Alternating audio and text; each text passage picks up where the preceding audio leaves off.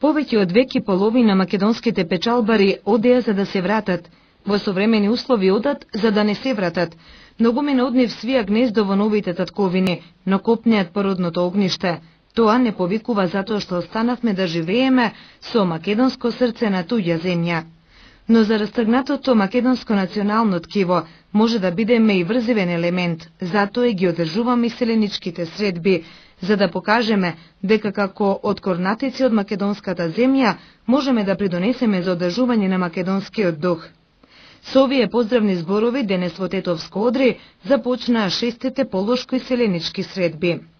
Во Одри денес се собраа македонците од Тетовско, кои што живеат и работат во странство, и селениците кои во најголем број доаѓаат од Соединетите Американски држави, Канада, Австралија и земји од Европската унија, оваа година другаруваат, разменуваат идеи и евоцираат спомени од минатото.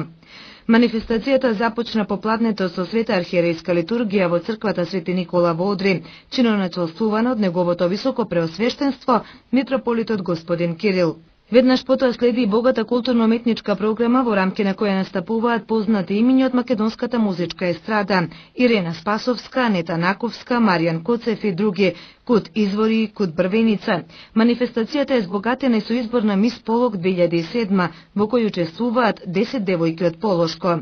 Првата полошко и селеничка средба беше организирана во 1999 година во Жилче, една година подоцна во Јегуновце, додека поради конфликтот во 2001 година имаше 3-годишен прекин во одржувањето.